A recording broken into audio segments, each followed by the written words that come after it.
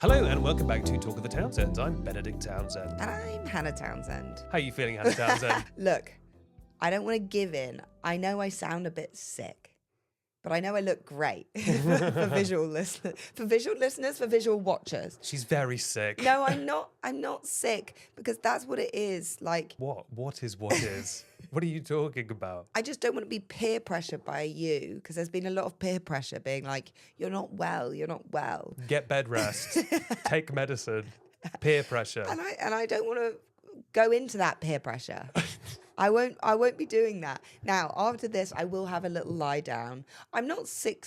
I'm a strong, independent, very unwell woman. What's new in the Townsend household? Well, we've had a full alarm system set up and it has been nothing short of a nightmare. We talk sometimes about how, like, we do have weirdly bad luck sometimes. Like, not that we're very fortunate in our lives. 100%. We have very blessed lives, right? And very grateful for the opportunities we get. But when it comes to just like blind, like rolling a dice luck, Yes. like really random unlucky things happen to us. Like we have an alarm system installed and like, of course, on day one, it completely goes insane. Everything goes wrong. Everything we ever have done goes wrong. Absolutely. We've never had anything, and maybe this is just life, but like, It might just be life. I just feel like we have never had anything like done to the house where it was like, that went well and there were no issues. There have always been issues. We had this alarm set up, right? We've had a whole new alarm system, so don't come for us. Don't burgle us now because you know the alarm. You had your chance. We've had this crazy alarm system set up genuinely just to protect the cat because I'm so scared of the cat. Yeah. I'm just scared for her. I love this Yeah. thing so much. People could take these cameras, they could take this mic. Well, I'd rather they didn't, but No, yes. But the idea of someone coming into the house, not that they would steal the cat, but just that they would let her out by Yes. mistake. is what we're very scared of. So anyway, we've got this new alarm system and we went out last night. We weren't looking at our phones for a while. The alarm had been going off. And let me tell you, it's a really loud alarm. So our neighbours must have been like, for God's I think sake. it was on for like 20 minutes. Okay. Because we were in a screening as well. And then this morning, Benedict came. The downstairs is now all alarm. Benedict comes bounding down the stairs in the morning, day one of the alarm. Of course, the alarm goes off again. I can't get into the app. The app is broken. The alarm is going off. And then the alarm went off again. Yes, we then had our phones in our bags because we were at a morning breakfast thing at our agency. And then Benedict picked up his phone and was like, the alarm's been going The off. cat set off the alarm. We got this alarm specifically because it wasn't supposed to be able to be set off by the cat. Turns out it was turned to like maximum cat mode, of So course. there's this other mode that you can go to, and it's anything under 25 kilograms. So if anyone's very small, don't rob us. But under 25 kilograms, movement won't set the alarm off. Anyway, so the guy comes back today because we said, look, the alarm won't stop going off with the cat in the house. We think something's happening. I'm holding Suki, right? He looks at me and he looks at her and he says, is she over 25 kilograms? That's nearly 4 stone. Our baby cat, you think our cat is over 4 stone? Famously, she weighs 1 feather. She is the tiniest little girl in the world. She doesn't weigh 4 stone. How big would a 4-stone cat be? Massive. Have you got your phone? Yeah. What's the weight of the largest cat recorded by the Guinness Book of World Records? I bet you it's 2.5. World's heaviest cat. 2.5 stone. Record. Himmy, a tabby from Australia who weighed 21 kilograms. Oh my gosh. But that's not, I mean, is that a stone? I don't know. No, that's over 3 stone. Wow, Himmy. So Suki, I'm standing holding Suki. He's asking me, is this the Guinness World Record cat? Our tiny little baby. Insulting and wrong. And also I had to answer him. With a straight face. With a straight face. I said, no, I think she's probably under 25 kilograms. He also said, I've got a dog who's about the same size. I thought, thank God Benedict isn't here. Yeah, I have a real thing that I think Suki is the tiniest cat in the world. And we actually have had a succession of tradespeople recently who have called the cat big, and I really hate it. She's a little kitten baby.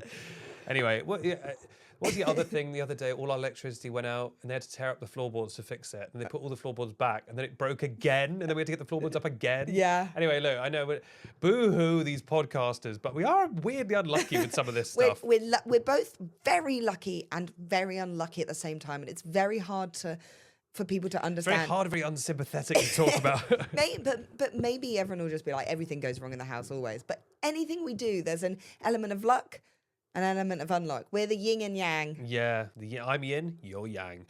Tell you what's also unlucky. The creeping of deepfake technology. That's a lovely segue. Oh, I was just yapping, but now I think about it, that is a segue into the TV show we're talking about. There was a time when segways were like the future tech. Do you remember? You're talking about the vehicle segue. Yes. It's also really messed up everyone's ability to spell segue. Wait, can I try? Now, which one are you talking about? I'll try and spell the thing that you stand on with the two little handles that's got two little wheels. How do you spell that? Well, here's the thing. By the way, I love that the first thing you went to describe a Segway was that it had two little handles. And I think it has two little handles and two little wheels. Is that the most distinctive thing about a Segway? Well, you always see people, they did it at, now this is going to be upsetting for you, Go Ape. Oh. Go Ape. Sorry, I got scared there for a Long-term second. listeners will know Benedict's terrified of Go Ape. He's got a phobia. I got scared for a second that you were going to go ape on me. But listen, they used to do a thing where there would be people and they would have like helmets and they would go around the forests. Going what? And they would... right, I'll spell it. Now, my dyslexic brain spells things like this. In my brain, Oh, I love it would this. be segue. No, you're spelling the vehicle, remember? Segue. Yep. No, I'll convert it for people. So SEGW. Yep. E. No. Oh. I. Segway. Oh, A. Yes. Why? Yes. No, because I'm asking. Okay, now spell segue as in the other kind. What's the other kind? Well, we're like when you segue in a conversation. Oh, it's got a Q. No. No. Does it? The confidence. The confidence of it's got a Q. Where would the Q be in segue? Think of how I say it jokingly sometimes. Segu. Yeah. Oh, G. Well, yeah, It's got a G. They both have a G. Seega. Yeah. Ooh. Uh-huh. Ooh. What, two U's? No. Oh, I was saying oh. Right, no, it's S-E-G-U-E is how you spell segue. Like it's French, but then segue, the vehicle, is spelled differently. Have we ever talked about sucker her la? I'm sure we have. This is how Hannah spells school. Well, so in my brain, letters sound differently. So in my brain, school, where people would go SCHOOL, would be sukaha uula. That is how I like, because I have to. But why do you have to say ooh like that? Like you're going ape. Because my brain has to hear sounds. Otherwise, I have no idea how things are said. So you must, I mean, the English language is cruel to the dyslexics at the best of times. Yeah, especially the spelling. But silent letters and stuff, like when you're spelling night, you're not like, I. No. Let's go to The Capture, Season 3, a show about the digital manipulation of like surveillance footage and using deep fakes to fool people. And I remember when we watched Season 1, we were like, wow, this is kind of ahead of its time. And now it's just like the regular world we live in. It was incredibly prophetic about the world. This is also like a fun police thriller on TV. Yeah. But it's like they completely nailed the world, basically. Yeah, definitely. If you haven't watched Season 1, I would really recommend it. We just started watching it. Do you remember? Way back in the day. Was it 2019? Something like that. It's on the BBC. Callum Turner was in Season 1. Callum Turner was in Season 1, and it was all about, it was a story around kind of cameras and CCTV, and can CCTV be manipulated? To frame people for things they haven't done. E.g. crime. That's probably the number one thing people get framed for. And it was really, really good. So we were super excited. We're now on Season 3 of The Capture. The Capture. We got to watch like 2 episodes of Season 3 ahead of the interviews, which was very exciting. Oh, the cat's here. Suki's on camera now. Does this... Tell me, Your Honour. Tell me, ladies and gentlemen of the jury, does this look like a 4-stone cat to you? Do you know what I mean? I may be a simple country lawyer. But... Benoit Blanc. Oh, she's baby. She's baby. Sorry, we've sidetracked for the smallest cat in the world. We were lucky enough to talk to 2 Bens on a holiday. That was like my idea of a good time. Should we turn to the interview now, Hannah? Let's do it. You're going to hear us talking about technology and... And the time that my voice was deep-faked. Yes! I don't know if we've ever talked about that on the podcast, but it was insane. Delighted to talk about The Capture, Series 3. The response to Series 2 was great, and especially the ending, which I think is always, it's always that tipping point of like, what are people going to think of this big ending? Do you listen to feedback? Have you kind of read the feedback on that? Oh no. We were just talking about how we try and avoid those kind of things. Yeah. Yeah. I guess it Do adds. you do? I you do. I avoid read. it? I don't avoid it. I read No, you- everything. yeah. Yeah. You kind of have to, though. But I right? didn't. Yeah. But I think there was an expectation that we would continue the story right where we left off, particularly as it was kind of a dramatic high point, and Carey's in Piccadilly Circus going, "Holy shit, what have I done?" But where would it go from there? It felt like it felt like there was nowhere to go up from that point, and so we leap ahead a whole year. Well, speaking of plot, I mean, Series 1 in 2019, for me and I think for the general public, kind of felt like a mix between real technology and sort of future tech. Now, at the point of Series 3, I mean, the real world is very much caught up with the capture. Series 1 feels like a documentary now. Has that been kind of surreal for you? Yeah, it has been. Watching the world catch up with the capture. I mean, I always maintain that nothing ever happens in the capture that couldn't technically happen in real life. Mhm. So we stayed just shy of science fiction. But that said, reality's really caught up. And now then we're in a position with season 3 of going, are we behind the curve? Are we on the curve? Are we ahead of the curve? Obviously, you want to be just ahead of it, but getting that right is a bit of a bluff, really. Are there any particular news stories or developments that have inspired or helped inspire this series? Well, obviously, I mean, there's so many examples of fake news which inspired the second series. The first series was Can You Believe CCTV? The second series was Can You Believe TV? The third series is Can You Believe Your Own Eyes? And so we kind of move away from the screens a little bit, and Carey witnesses something that nobody else witnesses. And then she starts to question, did I really see that? Where do you go beyond eyes for Series 4? Can you believe your own mind? I don't know. Your Let's own soul. get Series 3 out of that. Let's get it out and then we'll start thinking about that. Well, We're Londoners born and bred. So we love things set in London. What do you think is the best and worst thing about shooting in London? Traffic's pretty bad. It's so true. Getting to and from set and that. mhm. But it's such a great city. It's so diverse. I mean, visually, it's so diverse. The places you end up are so brilliant. I They're so know, yeah. fascinating. Well, the thing I love about filming in London is the set dressing that you get. You get extra set dressing. If you're shooting in the street and you suddenly get a double decker bus wipe in the middle of a shot, and you're like, all that was for free just because we happened to be shooting in London. There was talk of shooting very, very early on in season 1. We talked about cheating Birmingham for London because it would have saved a bit of money, but you wouldn't have got that free set dressing that you get in London. It's the black taxis, it's the red buses, it's the red pillar boxes, all of that you get for free. Yeah.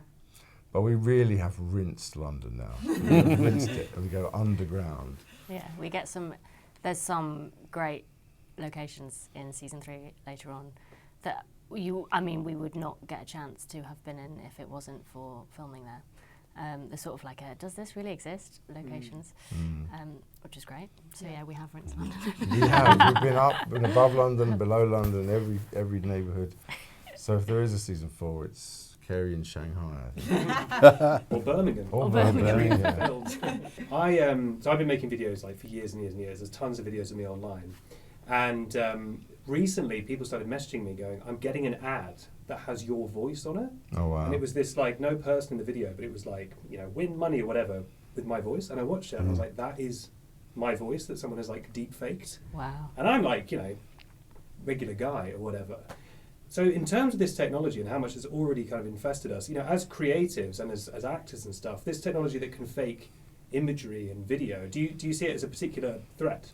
I think it's an inevitable thing that's coming our way, if not arrived already. And we've both worked on shows where you spend a day in all the kind of outfits you're going to wear, and you get scanned in 3 dimensions, just in case they need to stick you in a scene later on when the show's wrapped and they need a bit of additional stuff.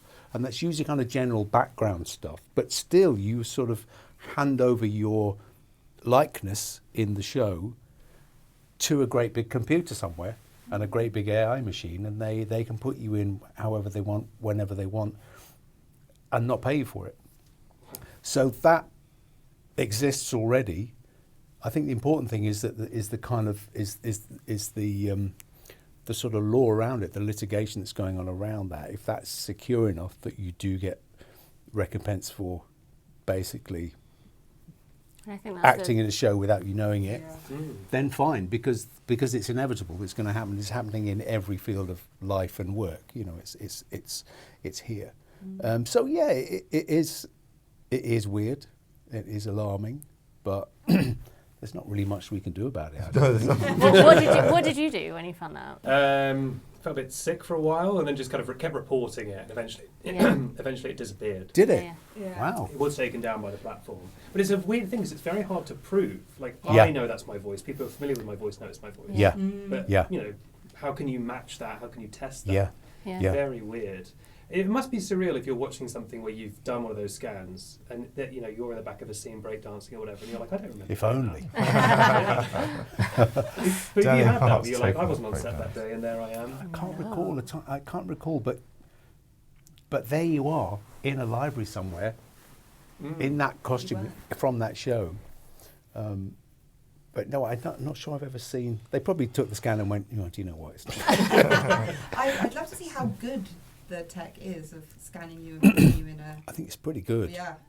It's pretty damn good. I think we're at a phase now where it's like it's inevitable that, you know, people can do that, and average Joe blogs can do that on TikTok or on whatever. Yeah. But you know, I think we do still need to like fight our corner when it comes to the legally binding contracts of like how much we're handing over of the legal right that other people can have to our visual. And I think that's a phase we're at the moment with like, you know, choosing whether or not you were going to accept jobs based on like you can own me forever and put me in whatever or not. And you know, I think it is up to us to fight that, because otherwise it's gonna be carte blanche. Yeah. Certainly with media, I think sometimes if you can kind of just show people things, it can just like help their understanding so much. And I think with this show, I'm not sure what your original intentions were, but if you can show people the extent to which, you know, you can fake what a politician is saying or whatever, you know, in a way this show has become quite a vehicle for raising awareness of how dangerous this tech can be.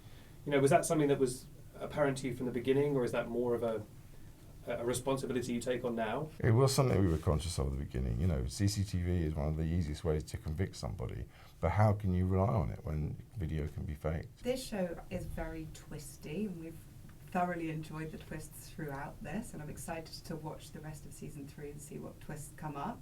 We love asking our audience like big questions around film and TV. And aside from this show, what do you think the best twist is in a film or TV show?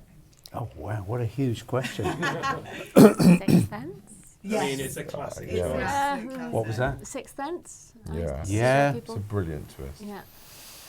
Brilliant twist. Yeah, Yeah. Usual Suspects. I was going to say that. Damn you, sir. Say it. They'll cut me out. Usual Suspects Usual Suspects is good. Is a funny. I remember it blew my mind when I saw it, because it's not just a twist; it's an unreliable narrator, and you've been tricked. Wait a minute, everything Yes. we've seen has been a lie as well. Yeah. You know. Yeah. It was very tricksy. I just watched Him and Her, His and Hers, twist at the end of the murder with Tessa Thompson. Anyway, there's a twist at the end of that, and that Good. I didn't see coming. Okay, Yeah. good. All right. I'm always kind of fascinated in terms of how things. Was it always called The Capture? Mm-hmm. That was always the name. Yep. That's a good name. And in terms of character names, I feel like some writers have like a whole process, and some of them are just like, "You are Rachel." Do you know what I love about writing subsequent seasons is that you don't have to think of the names. I tortures me coming up with names. That's great. I mean, you have to think of a few new ones, but it's great. I can just go, oh, thank God, Danny Hart. I don't know. Danny Hart was I used the same names for different projects, projects that haven't come to fruition.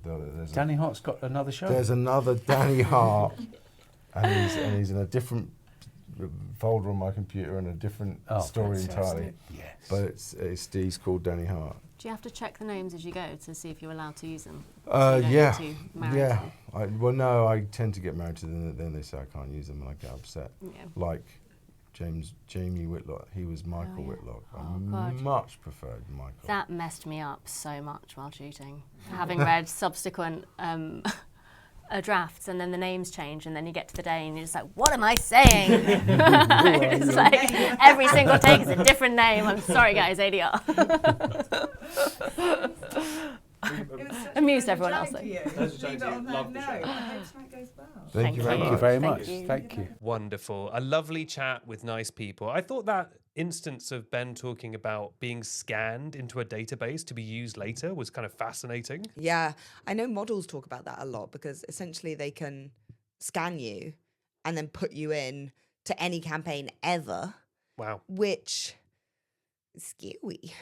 Yeah. I mean, I guess if you're getting paid, No, but you only get paid once. that's the thing.